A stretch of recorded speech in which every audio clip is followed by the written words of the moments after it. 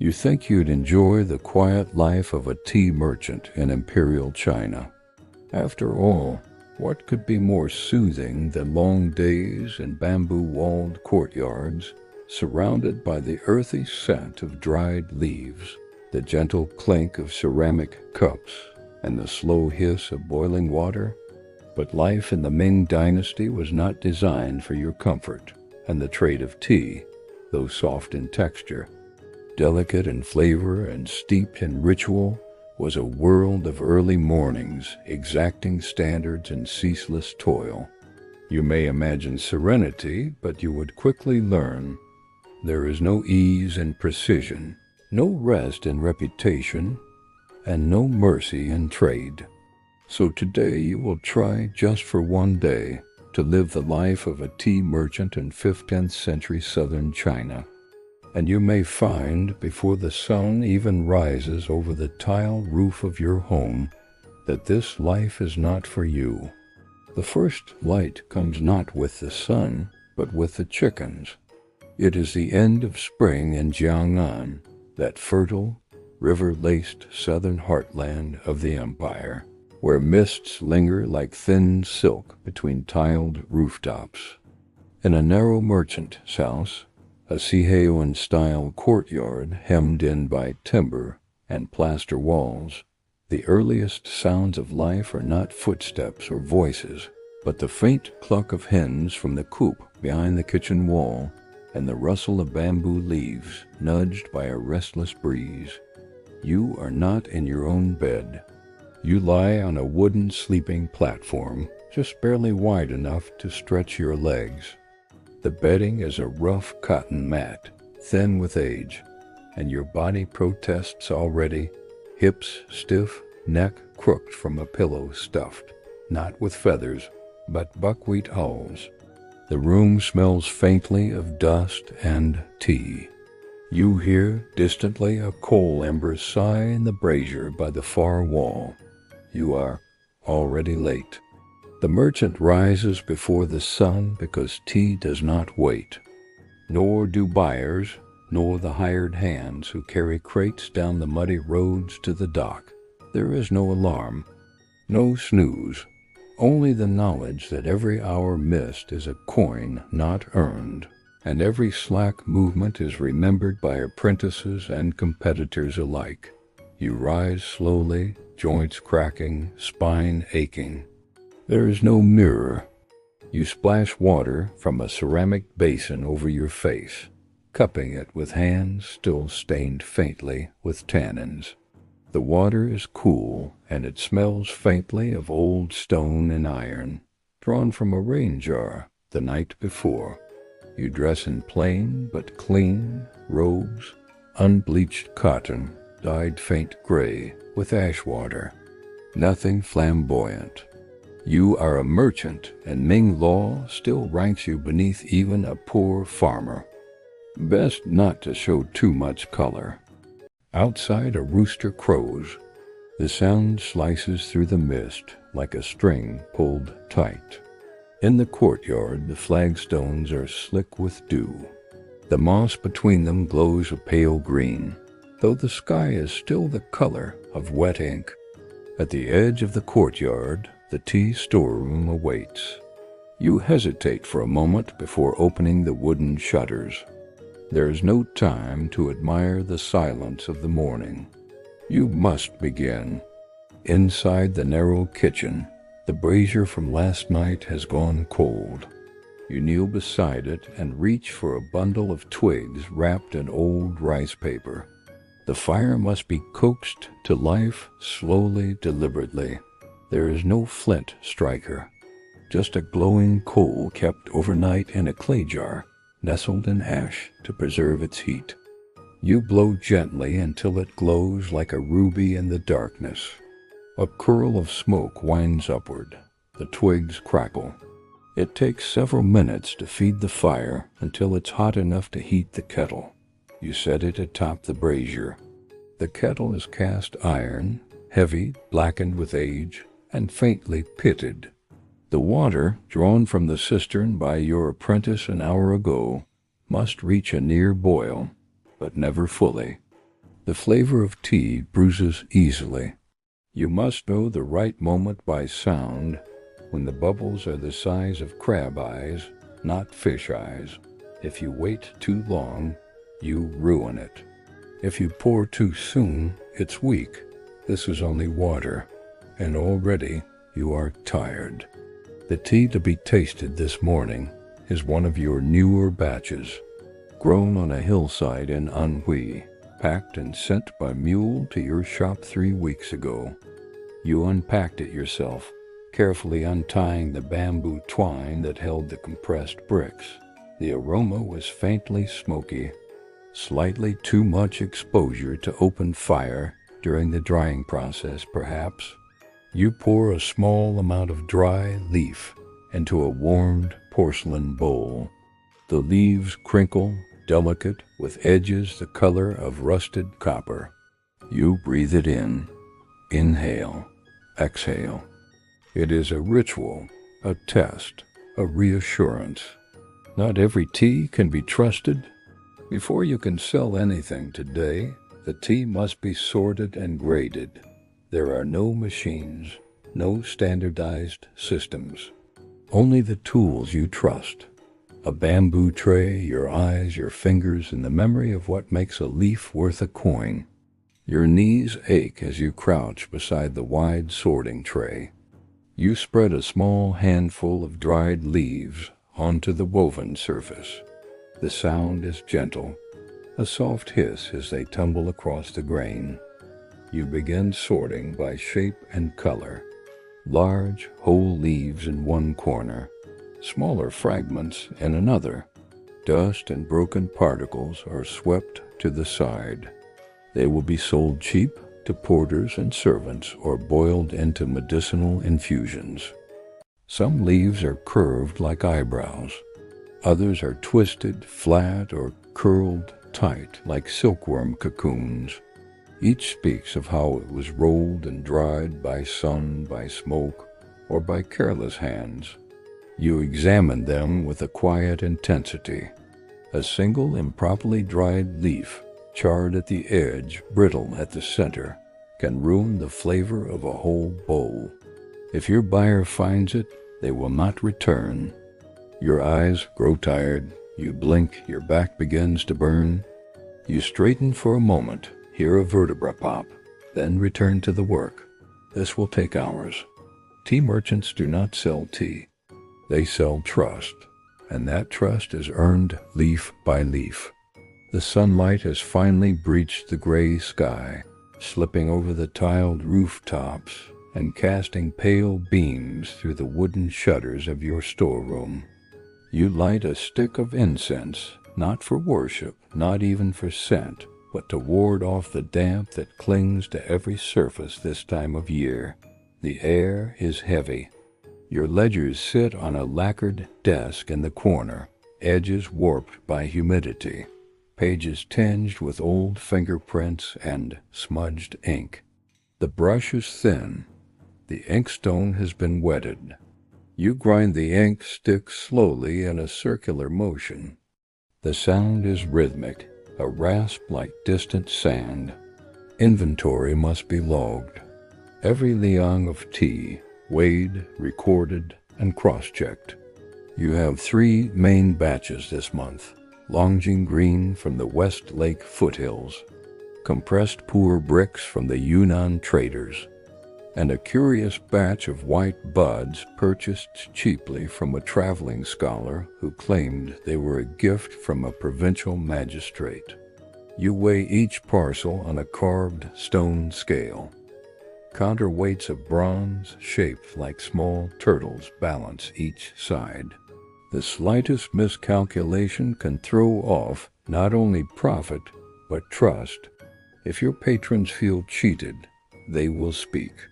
If they speak, others will listen. Reputation is your only armor. Your apprentice, a boy of no more than 11, crouches silently at your side. He holds the second brush. You dictate slowly. Longjing. Early pick. 24 Jin. 17 Liang. Light roast. No visible damage. He nods and writes, his calligraphy passable but not yet graceful. Each notation is a memory, a promise, and a potential liability. When you first entered the trade, you underestimated how much of the job was done with brush and ink. Tea is grown in the hills, but its fate is sealed here in neat rows of tiny characters. By the time the sun clears the low-hung mist, it is nearly midday.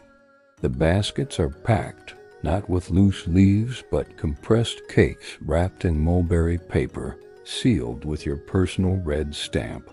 The boy ties the last bundle and helps you load the baskets onto the two-wheeled handcart. The wood creaks. Your arms already ache, but the road to town is only half a li. Mud clings to the wheel. The path is uneven, patched with stone in some places, worn through by rain in others. The village market is nothing glamorous, just a clearing between two streets, flanked by timber-front shops and a few wooden stalls with patched silk awnings. But to you, it is the battlefield. You spot them immediately. The others, competing merchants. Two of them, older men from Suzhou, with finer robes and silver-trimmed scroll weights at their booths. They nod at you politely, but their eyes are always measuring. How much did he bring today? Has his tea improved? Did the shipment from Fujian arrive? You bow slightly and settle into your usual stall. You set out a small clay kettle and begin to boil water, slowly and deliberately. The scent of roasted tea begins to drift through the market. Not loudly, not aggressively, just enough to remind passers-by that your tea has presence. You greet a scholar, his robes ink-stained, who tastes your long jing with the precision of a court musician tuning an instrument. He nods, approves, but does not buy. Not yet. It takes hours to sell a few ounces. You do not bargain. You cannot afford to, not because you're wealthy, but because discounting even once teaches your buyers to expect it. The sun rises higher. You pour, you explain, you smile, always calmly, always with a slight bow. You do not eat. The worst customers are not the poor. They are not the rude. They are not even your competitors. They are the ones who do not know tea and must be taught everything without letting them know they are being taught. The local magistrate's assistant stops by in the late afternoon. He wants a brick of pu'er for a visiting dignitary. You explain its origin, Yunnan, high elevation, slow fermentation, but he interrupts you mid-sentence to ask if it will taste like the tea he drank last week from somewhere in Fujian. He doesn't remember the name. You smile. You prepare the tea anyway. It is too hot outside. The kettle bubbles. The assistant fans himself with a scroll. He tastes, nods. Yes, this is better. Make sure it's wrapped properly. I don't want the scent getting into my robes. He does not pay. He will have it added to your social account, a fictional sum to be reimbursed later, through goodwill or influence or not at all. You agree. Because in Ming China, if you insult the assistant, you insult the magistrate. And if the magistrate dislikes you, your business dies quietly, in whispers and delays. The assistant leaves. You pour yourself the dregs of the pot. It is bitter now, oversteeped. You do not flinch. By late afternoon, the clouds roll in. Summer storms are unpredictable in Jiangnan. They drift in from the lakes and rise from the rivers without warning. You hear it first, a shift in the wind, a stillness in the canopy, and then the soft patter of water on bamboo roofs. You move quickly. The stalls nearby begin to cover their wares. Silk merchants roll their bolts of fabric and tuck them into lacquered chests. Fishmongers pull rough linen over their baskets. But your concern is different. Tea fears water, not the boiling kind, but the kind that seeps silently into cloth-wrapped bricks and oxidizes the leaves before the customer even breaks the seal. You cover the exposed stalk with oilcloth, pull the awning lower, tighten the bamboo cords around your heavier bundles. The mist thickens into a curtain of rain. The customers vanish. No one buys tea in the rain. No one buys anything in the rain except umbrellas. You sit back on your small stool. Let the steam from your kettle rise into the damp air. The rain makes a rhythmic clapping sound on the awning. It pools near your feet, turning dust to mud. You sip the last of the longjing. It is now lukewarm. The leaves have unfurled fully, slack in the bottom of the cup.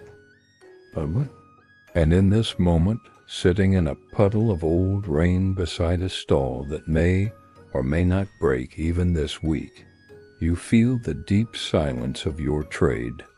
Tea does not shout, it whispers. Its strength is in patience, in dryness, in temperature, air, time, balance. All things that can be broken in an instant by bad weather. You sit, you wait, and you say nothing.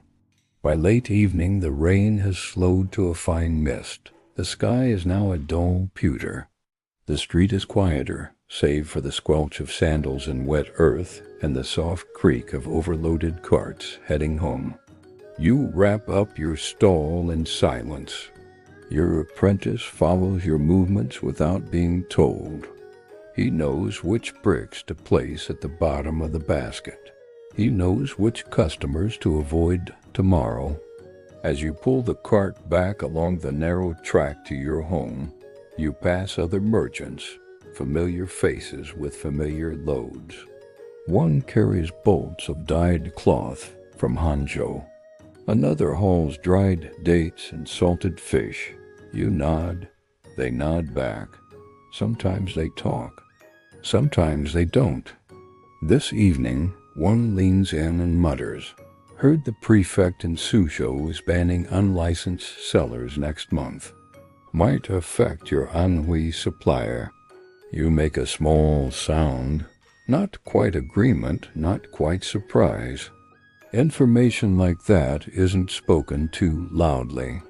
Not in a country where the wrong word can become sedition, and a merchant's license can be revoked with a single brushstroke. You file it away in memory, where all business truly resides. The road grows steeper as you approach the village. The cart strains, you push harder.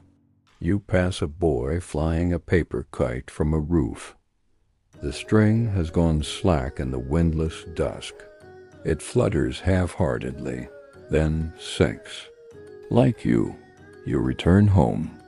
The courtyard is darker now, shadowed by damp stone, flickering with the light of a single oil lamp inside the main hall.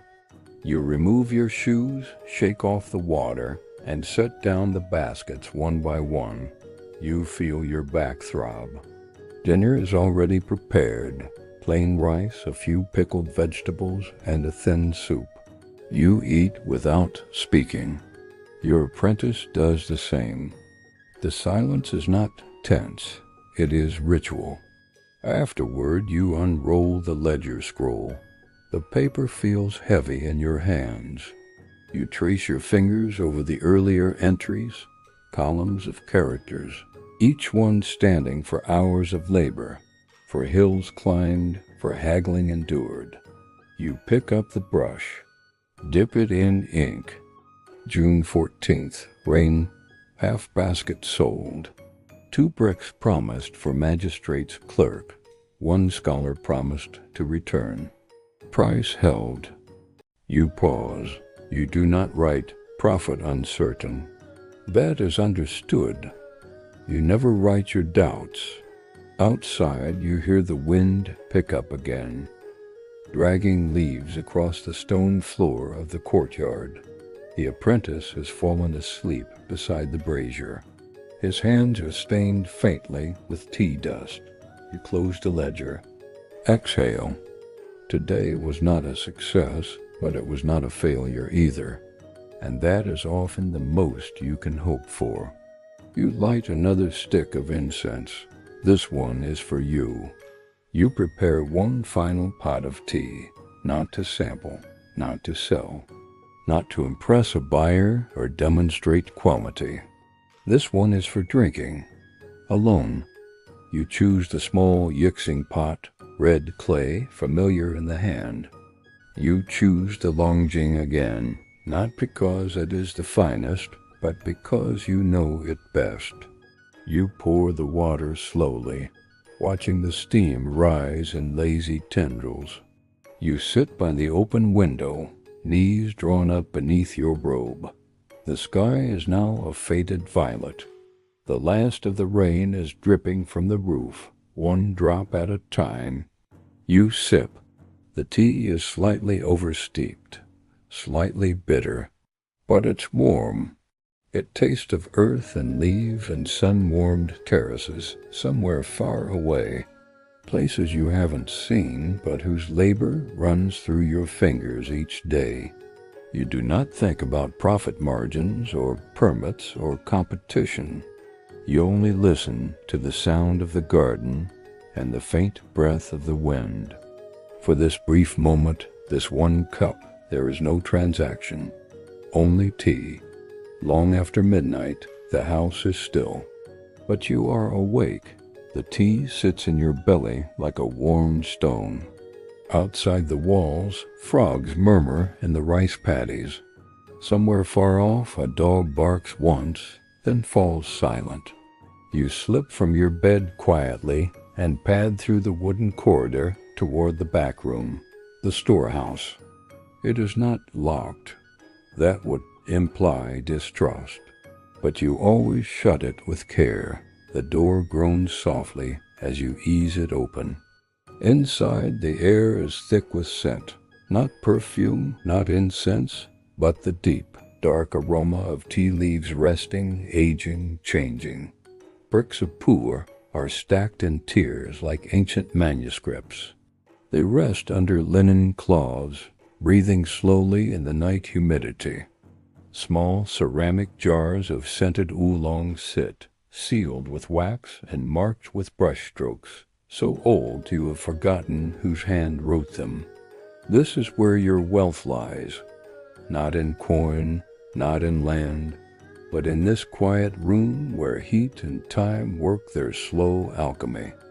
You remember your grandfather sitting right where you are now, telling you that pu'er, when stored with care, becomes more valuable with age, like wisdom or silence.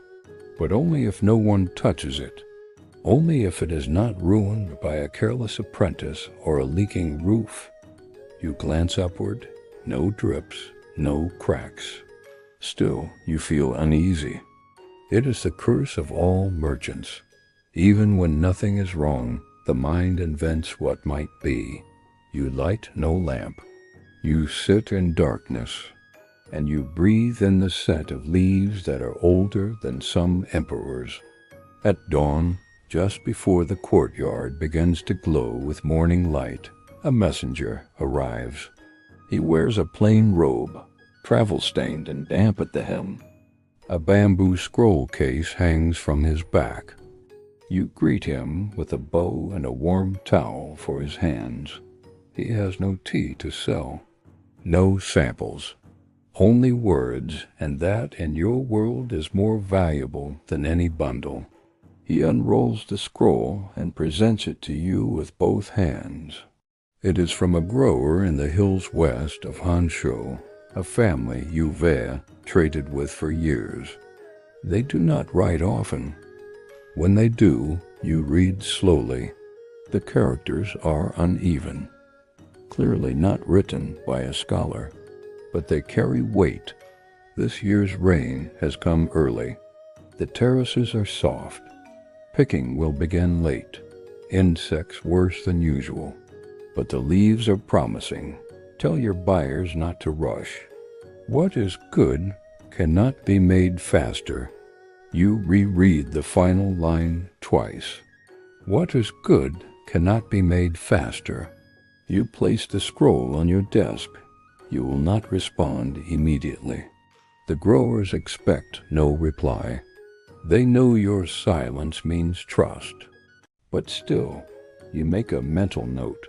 Fewer shipments this month. Raise the price slightly. Explain to your customers that nature moves in cycles, not schedules. And if they push, you pour them tea and wait. They always tire before you do. Not all customers are fools.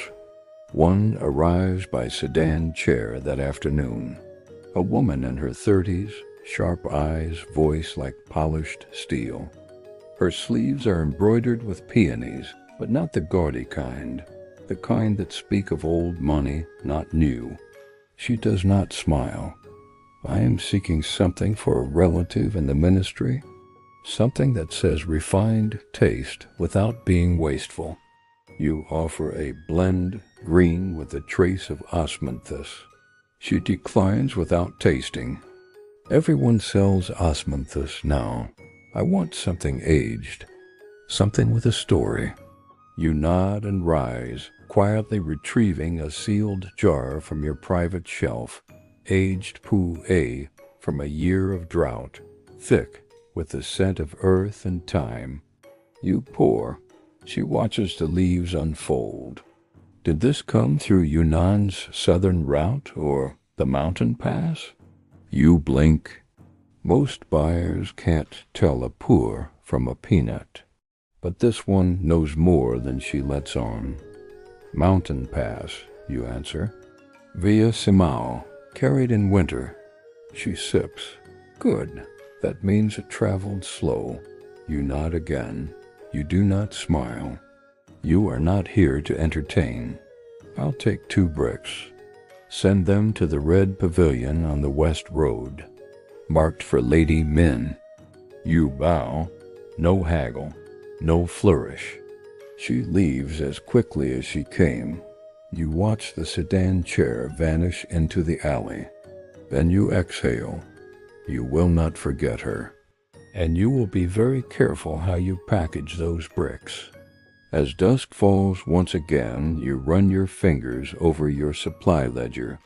Not the one for tea, the other one, the one where you track strings of expenses that no customer ever sees.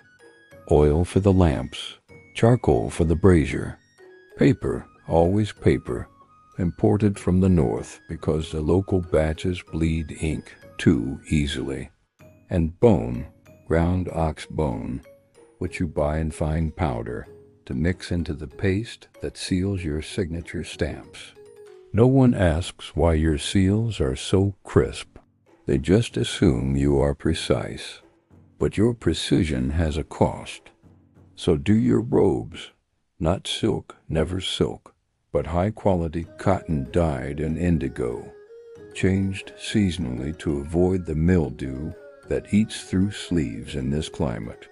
You subtract quietly. You do not grumble. A merchant who complains is already defeated.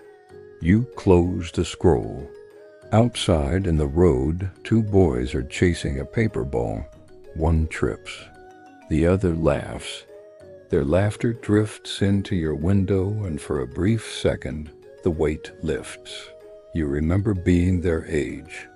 You do not remember joy, because it is not the lifting of crates or the long hours or even the fickle weather. It is not the weight of copper coins or the constant calculations in your head. It is not the bitter taste of oversteeped tea or the scorn of buyers who don't understand what they read buying.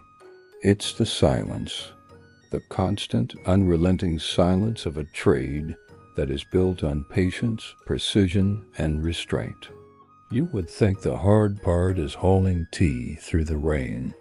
It is not. The hard part is knowing what to say and when not to say it.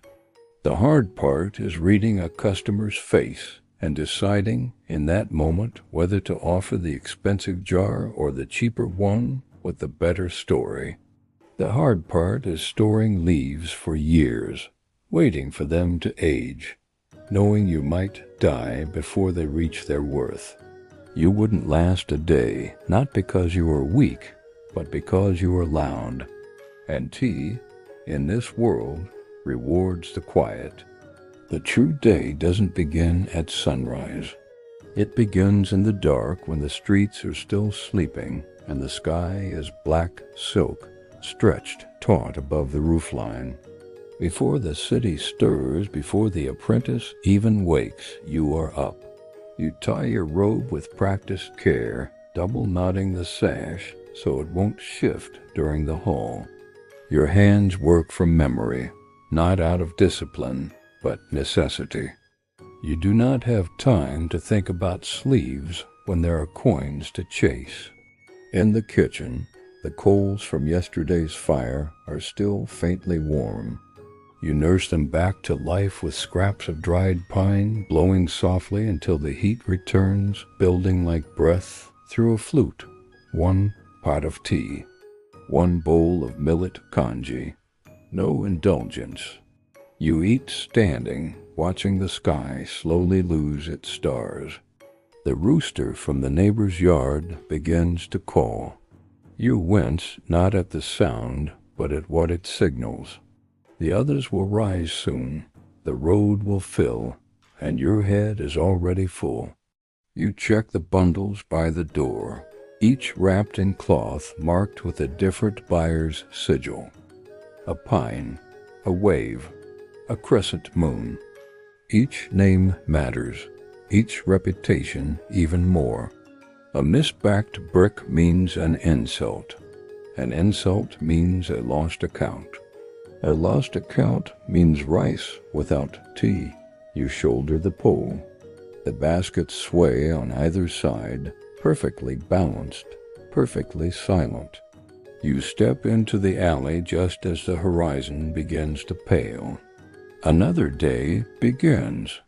It always begins like this, in silence, in shadow, with weight. By mid-morning, you find yourself kneeling on the wooden floor of a modest scholar's residence, the scent of sandalwood clinging faintly to the carved lintel above the door. The man before you is neither rich nor poor, but something stranger, independent. He lives off stipends, calligraphy commissions, and borrowed prestige. His robes are ink-smudged, his sleeves too long. But he knows tea. More than that, he understands its posture. You pour slowly. His eyes do not leave the pot. When the last drop lands in his cup, he does not speak. He does not sip. Instead, he waits for the scent to rise, for the steam to settle. Too young, he murmurs finally. This leaf needed one more season in the jar.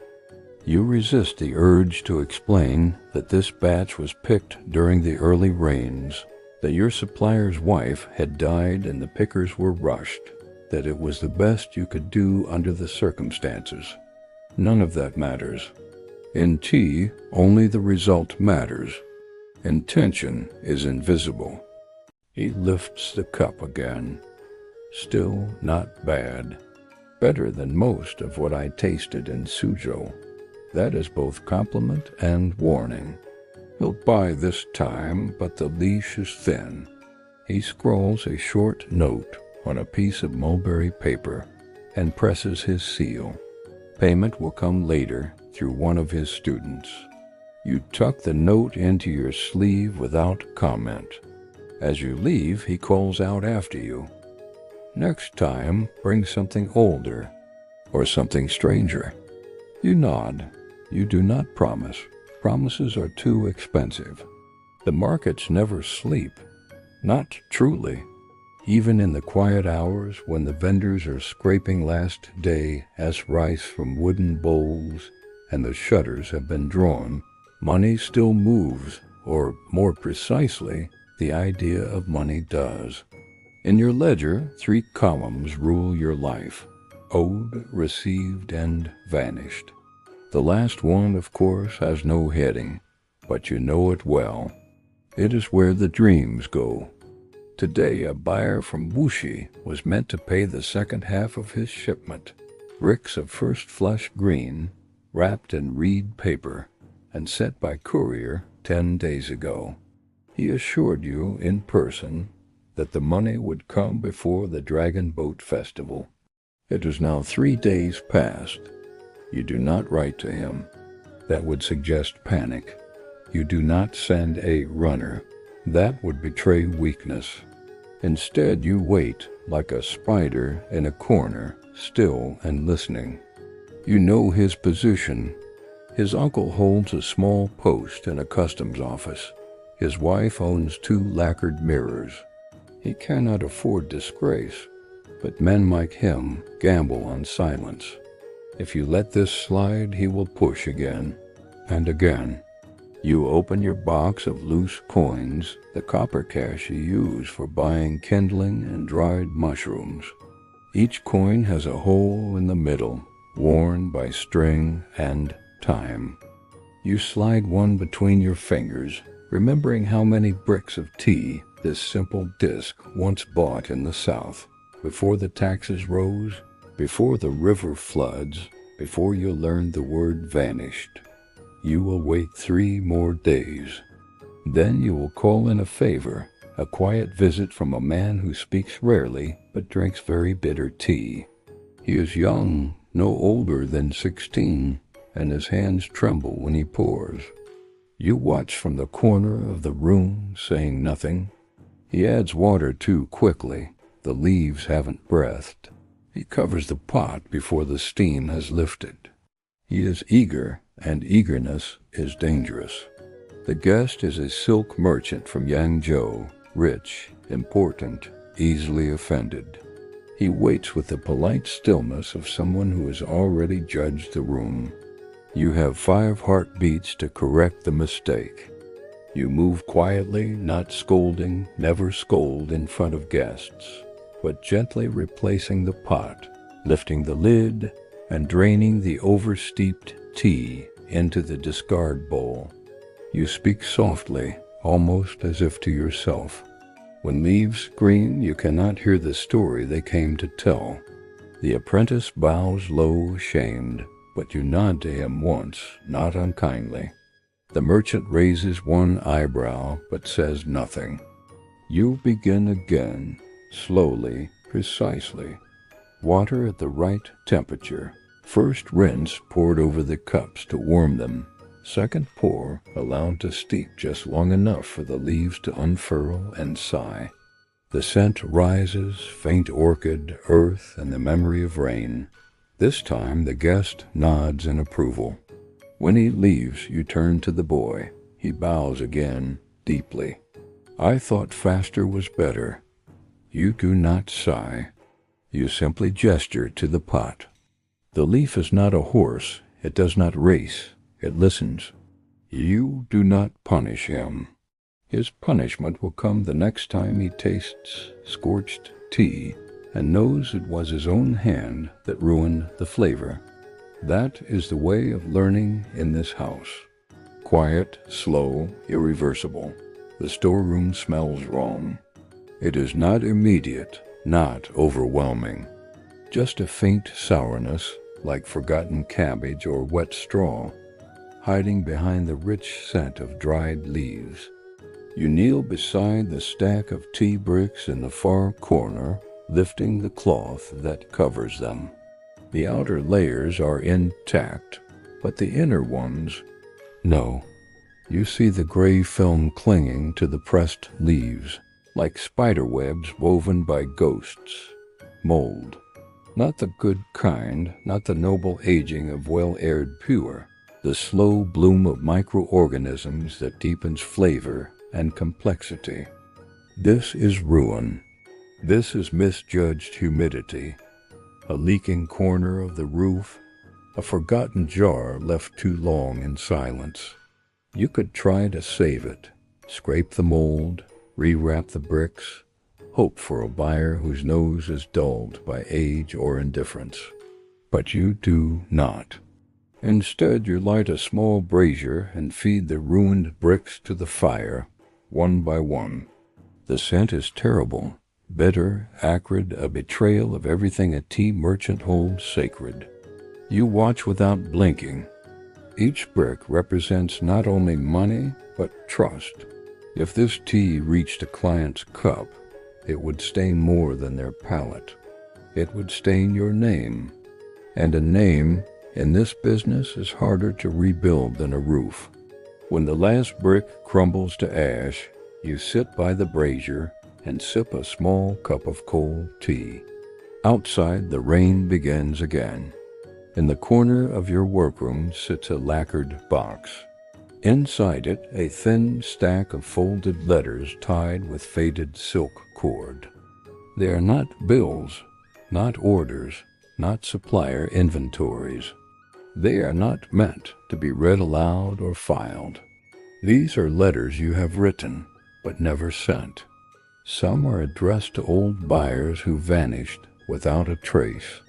Others to fellow merchants who moved away or disappeared down the long curve of the Yangtze, chasing cheaper harvests or more forgiving tax collectors. One or two are meant for your brother who left for the capital long ago and never returned. The letters are not bitter.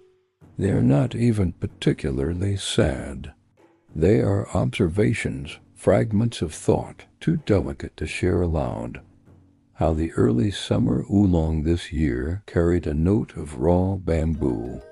How the river has been slower than usual, and the barges linger like tired swans. How you sometimes dream of your grandfather's voice, even though you can't remember what it actually sounded like. You never intend to mail these letters. They are exercises in honesty, a practice of articulation for things that matter only in the silence. Sometimes you wonder what others write when they're alone. If they write at all, you tuck the last note back under the cord, close the lid of the box, and return to your ledgers. The ink is dry now. No merchant survives without compromise. Not in a dynasty where each road bends toward someone's palm, and every cart is counted twice, once by the state and once by the man who stands at the gate, hand outstretched. You pay the official tariffs, of course. They are written in the ledgers, stamped and signed. But there is always more. A few coins here to the customs boy who looks the other way when your weights don't quite match. A small pouch of tea to the canal inspector, whose cousin's wife likes the scent of jasmine. A wrapped brick for the courier captain, so your shipment gets placed higher on the barge out of reach of leaks and rats. And then there is the tea that simply vanishes. You account for it as spoilage or road loss, but you know what really happens. A crate opened, a handful of bricks lifted, a junior official who forgets to forget. You could fight it, but only once. After that, the road would grow longer, the inspectors colder, the rain wetter, and nothing would reach you on time. So you price accordingly, a margin for theft, a margin for silence, a margin for dignity. That last one costs the most. The man smells of vinegar and ash, his hands stained from years of lifting indigo cloth, from vats so dark they seem to swallow light. You called for him a week ago, and he arrives without fanfare, stepping through your shop as if he's walked the floorboards 100 times before. He says little. You say even less. You show him the bolts of raw cotton you intend to dye the next season as merchant robes, a little finer this year, perhaps, a nod to prosperity, or perhaps to aging, you're not sure which. He unfolds each bolt, fingers the threads, nods once. This one's coarse. I'll need to beat it before it'll take the color properly. You nod. I want a deeper shade this time. Less sky, more shadow. He snorts softly. Deeper costs more. You say nothing. He knows you'll pay. While he works, soaking and binding, you pour him a bowl of strong tea. He drinks it in 3 swallows and wipes his mouth with the back of his hand. You offer him a second. He declines. No need to waste. Before he leaves, he looks once more at the cloth and says, more to himself than to you. Hard to keep blue honest in this heat, you understand. Dye fades, cloth stretches. The world wears down even the most brilliant things. You bow as he exits. By next week, the robes will be ready. They will look just right, simple, sharp, and honest enough to lie convincingly. There are days when no one comes. The bell above the door stays silent. The floorboards creak only under your own steps. Even the street outside seems quieter, the hawkers' calls thinner, the children's laughter distant. You might think a merchant would hate such a day, no business, no profit, no movement. But in truth, you've come to welcome them. On days like this, you clean the teaware not out of need, but reverence. Each pot is rinsed with warmed water, each cup dried with linen rather than cloth. You unwrap the older bricks from their layers of reed and silk, check for signs of dryness or spoilage, inhale the air, trapped in their folds. You remember where each brick came from, who picked the leaves, who sold them to you, who once drank this same taste 10 winters ago in a different city, now gone. You sit in the back in your quietest room and make tea, not to impress, not to sell, but to listen. You listen to the kettle, to the leaves, to yourself. The tea today is old, a late spring black with a strange clarity, almost medicinal.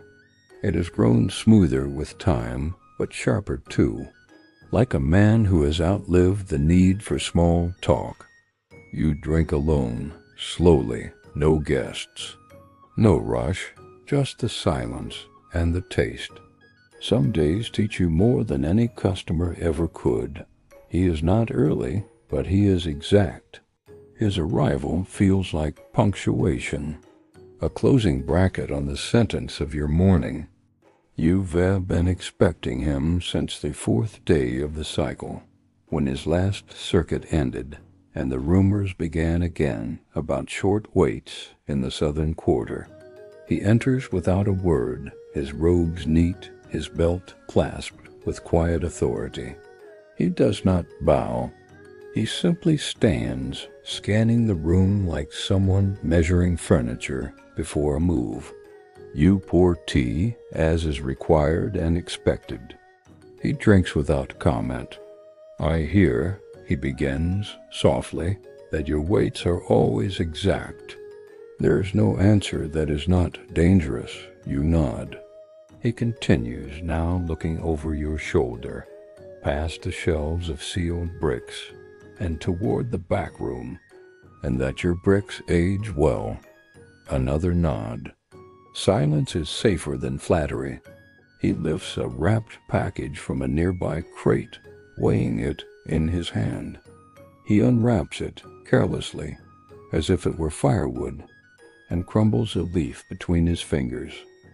This is old. You do not correct him. It's not old. It's aged. But such distinctions are not useful here. He sets the leaf down, wipes his hands on his sleeve, not yours, and sips again from the cup. Your papers are in order. Of course they are. Still, it's a good year to be cautious. He leaves that sentence hanging in the air like smoke. You understand. You rise, take a plain pouch from your drawer, and place it gently on the table between you. He does not touch it, not yet. But he drinks the rest of the tea, sets the cup down, and then rises. "May your leaves be smooth," he says as he tucks the pouch into his sleeve. "And your ink dark," you reply. He leaves without another word. You return to your ledger, but your hand trembles slightly as you dip the brush in ink.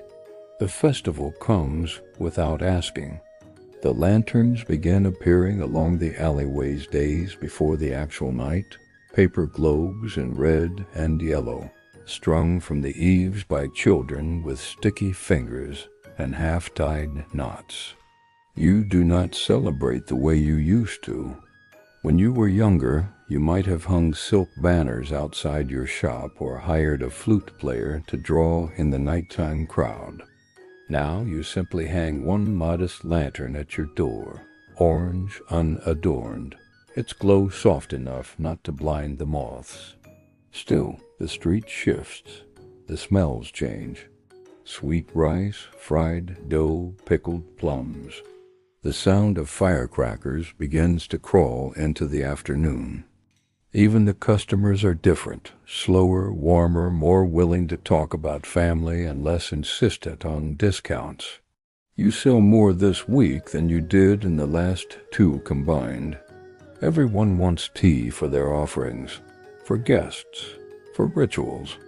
Even the poorest buyer wants something better than what they usually drink, just this once. How did you? Only men from Shaxi complain about hollow middles. Now he does smile. He stays for an hour. You don't ask his name. He doesn't offer it. When he leaves, he pays in silver, real silver, weighed in your palm, and says only, "When the river freezes, I'll return." You nod. He vanishes down the alley as quietly as he came. They come all at once, 3, folded and bound in yellow twine, sealed not with wax but with rice paste and a stamped reed knot. The mark is familiar, your brother's old colleague, now a minor clerk in Hangzhou. You read them one at a time. The first is polite, an update on temple restorations, news of policy changes. A few lines about a tea garden rumored to have been purchased by a relative of an imperial concubine.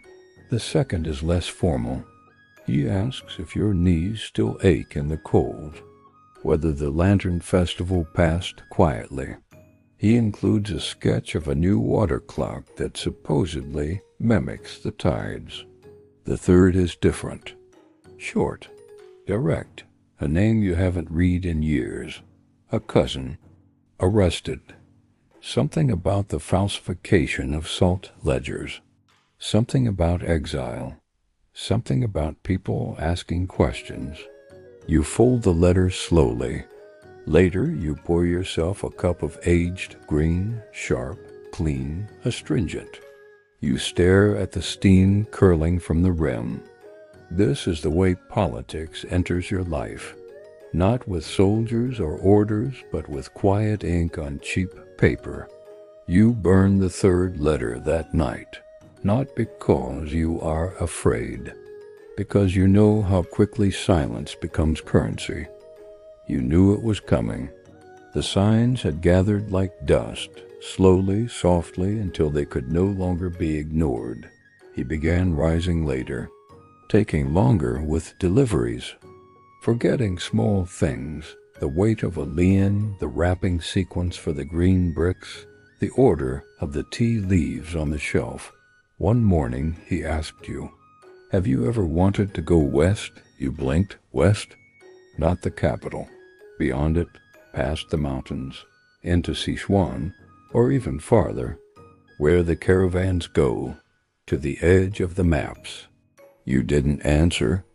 You brewed tea instead, a bitter oolong, the kind that leaves your tongue dry. He didn't say anything more. 2 weeks later, he left before dawn. He didn't steal. He didn't lie. He simply folded his apron, placed it on the counter, and vanished. You found a note. "Forgive me. I want to see a place where tea is not yet old." No name, no farewell, just that. You didn't brew that day. You watched the door for hours, though you knew he would not return. It begins subtly. The first rains of spring do not come. Then the morning mists thin out. The river behind the warehouses shrinks. The leaves from the south arrive brittle, faded, less fragrant. You ask the courier, a man from Anhua with cracked lips and burnt cheeks. Too hot this year? He shakes his head. Too silent, the sky doesn't speak. By midsummer, the prices rise. Everyone claims their blend is last year's, but you know better. You've tasted last year. This is something else, rushed, parched, tired. Customers complain. One woman insists your best brick has no soul. Another accuses you of watering down the leaves. You say nothing. You simply brew again, longer this time. More heat, less water. You adjust. You adapt. But in the quiet hours, as you unwrap yet another faded parcel, you whisper to yourself, even tea needs rain to remember. You keep one brick aside, the best one, untouched, wrapped in silk, and stored in the back corner where the air is still cool. You don't sell it. Not yet. Not this year. It begins subtly. The first rains of spring do not come. Then the morning mists thin out. The river behind the warehouses shrinks. The leaves from the south arrive brittle, faded, less fragrant. You ask the courier, a man from Anhua with cracked lips and burnt cheeks. Too hot this year? He shakes his head. Too silent. The sky doesn't speak. By midsummer, the prices rise. Everyone claims their blend is last year's, but you know better. You've tasted last year. This is something else. Rushed, parched, tired. Customers complain. One woman insists your best brick has no soul. Another accuses you of watering down the leaves. You say nothing. You simply brew again, longer this time. More heat, less water. You adjust. You adapt. But in the quiet hours, as you unwrap yet another faded parcel, you whisper to yourself, even tea needs rain to remember. You keep one brick aside, the best one, untouched, wrapped in silk, and stored in the back corner where the air is still cool. You don't sell it. Not yet, not this year. It happens late at night, as you copy your sales onto a fresh scroll. Your brush moves slowly, almost lazily, across the paper. The numbers are familiar, the rhythm automatic. Then you pause. There it is, a name, written in your own hand, but wrong. A name from a decade ago. A client long dead. A man who choked on wine during a harvest banquet, whose widow sent you his last bricks wrapped in mourning cloth. You stare at the ink. It's not a mistake. It's a memory. You remember the day he visited last. He brought candied plum and wore gloves even though it wasn't cold. He spoke of his daughter's wedding. You gave him half a tale of your strongest blend for free. You exhale slowly. The brush drips once onto the scroll. You turn the page carefully and continue. But the name lingers in your mind like an aftertaste. You wonder how many ghosts now live inside your ledger, names written in fading black, each a shadow of someone who once sat across from you, tasting, weighing, nodding, paying. You do not fear them. You just wonder if they still remember the tea. You've had it since your father died. A small, flat inkstone, carved from slate-black Dewangsi rock, the rim chipped on one side, the back etched with 4 characters in old script, quiet brush, clear heart. You never cared much for calligraphy. but the ritual helped you think. Grinding the ink stick, watching the water darken, feeling the weight of each stroke on paper. One morning it splits. A clean crack, diagonal, sharp, unprovoked. You hear it before you see it. A faint sound like a breath held too long finally let go. You hold it in your palms, wondering whether heat, time, or simply fate had its way. You consider repairing it. But something stops you. Instead, you set the two halves on the window ledge side by side. Not as a warning, not as a relic, just as they are. You write no ledgers that day. You simply sit in the corner, cup in hand, and watch the light shift across stone. Some tools do not break from use. They break from being held too long. You noticed it slowly. Fewer sails on the horizon. Fewer shouts at the dock. Less laughter from porters with wet shirts and strong backs. Fewer footprints in the alley behind your shop. At first you thought it was weather, then timing, then festival season. Then it was not. No flood, no war, no decree. Just absence. The boats had stopped. No tea from the southern hills. No bricks from the old kill towns. No letters wrapped in cloth. No noise. You adjusted, as merchants always do. You thinned your offerings, stretched your reserves, rewrapped old bricks and brewed with more care.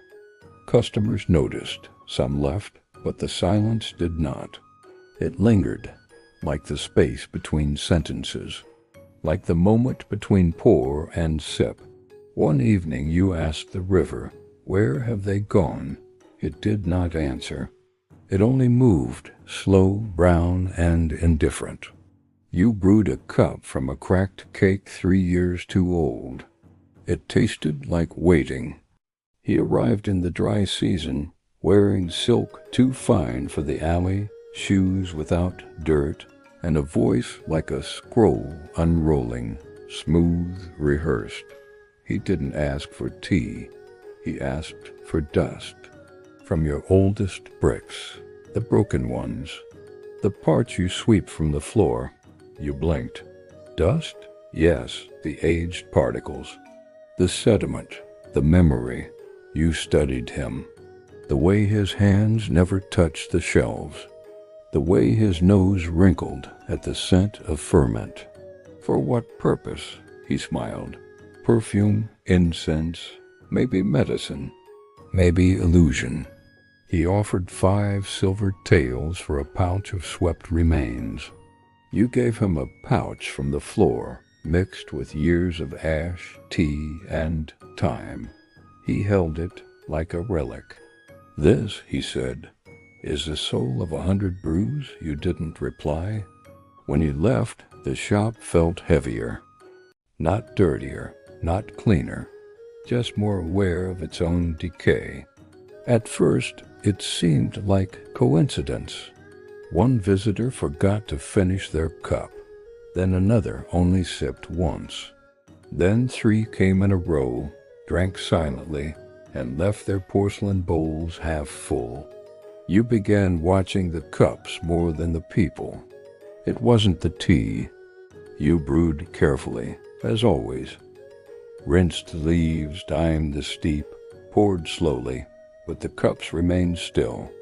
It began to feel like something larger, as if people no longer came to drink, but only to visit the idea of tea, to sit, to pause, to be near warmth without entering it. A poet might say they were tasting absence. You aren't a poet. You are a merchant. But even you could feel it. Something was ending. Not business. Not entirely. Something older. Something beneath the tea. You started leaving cups unpowered, not as refusal, as mercy. You never gave it much thought. The second shelf from the left, where the mid-grade bricks were kept, the ones that sold just enough. Not too fine, not too coarse. For 22 years they sat there. Through rain, drought, weddings, tax audits, famine scares, and ghost stories. You knew them by touch, the weight, the faint cracks in the paper, the gentle hollow when tapped. One morning you reached for one and paused. It was gone. Not stolen. Simply not there. The space where it had sat felt oddly vast, like a missing tooth, like the pause between two remembered songs. You didn't panic. You didn't even look around. You simply reached again, to the right, took the next brick, and filled the space. The shelf made no complaint. But for the rest of the day, you brewed with a faint unease, as if the shop itself had blinked, and you had not. You found it while sweeping the upper room, the one where old receipts, scrolls, and forgotten samples go to gather dust. Tucked behind a box of stale chrysanthemum buds, crushed nearly flat. A paper lantern, red once, now closer to rust. Thin, delicate edges frayed by silverfish and seasons. You don't remember placing it there. You unfold it gently. Inside, a faint trace of ink, a single character, written slantwise, as if by a younger hand or a drunk one. Quiet. You sit on the floor, lantern in lap. You try to recall where it came from. A festival? A gift? A night long ago, when the shop smelled of firewood and orange peel. You do not remember, but it doesn't matter. You light a candle anyway. Place it inside. Hang it near the back wall above the low shelf where you keep the spring greens. The flame flickers. The paper glows. No one asks about it. But every evening after, when the shop is nearly dark and the tea is cooling, it breathes its soft light into the walls, a kind of warmth no leaf can brew. No one comes in, no footsteps in the alley, no rustling curtain, no coin clinking, no bargaining, no weighing, no boiling water. The front room stays still. The stove remains cold. The air heavy. You wait until noon before lighting the fire, not for business, but for rhythm. You brew one cup, just one, for yourself. You use a brick from your private shelf, the one you saved from the year, without rain. The leaves unfold with difficulty, as if resisting memory. You sip, slowly, listening to the sound of the kettle settling into silence. It's not loneliness, not quite. It's something else, a kind of fragile permission the world gives, just once in a while, to exist without audience, to be a tea house even when there is no tea. You leave the door open, not in hope, in honesty. It's the leg of the stool, the one near the window, the one that's wobbled for years, but never quite collapsed. Today it gives, not fully, just a crack, but enough. You kneel. You bring out the old lacquer, the brush, the little box of mixed sawdust and sap your father taught you to use. You patch the break not with precision, but with care. It takes most of the afternoon, not because it's difficult, but because the stool deserves it. You remember the men who've sat there, the ones who bought your strongest bricks, and the ones who sipped only the free cups, the messengers with tired feet, the widow who stayed until the lamp burned out. You finish the repair, let it dry. The next day you sit on it yourself. You pour no tea, but it holds your weight, and that is enough. You've known it was there for years, wrapped in faded silk, tucked inside a wooden box lined with dried orange peel. You placed it there during a winter long forgotten. You don't even remember the harvest it came from, only that it was too rare to sell, too good to drink, The shop is quiet, a little colder now. The light hits differently. You go to the back room. You lift the box. The brick is still warm, somehow, as if it remembered hands, as if it waited. You unwrap it slowly. The leaves are dark, dense, twisted in a tight, forgotten dialect. You break off a corner, just enough for one last pot. The scent is deep, not strong, but low. A hum beneath the air. You brew it in silence. You do not rush. You do not taste for comparison. You do not note aroma, body, finish. You drink, and as you do, something inside you loosens. Not grief, not joy, just time, unwinding. You finish the pot.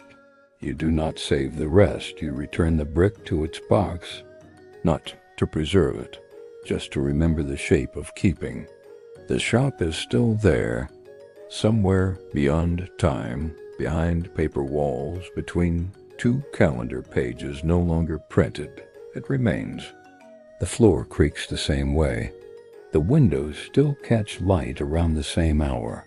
The second shelf holds what it can, and the air, even now, remembers. Not names, not events, but touch.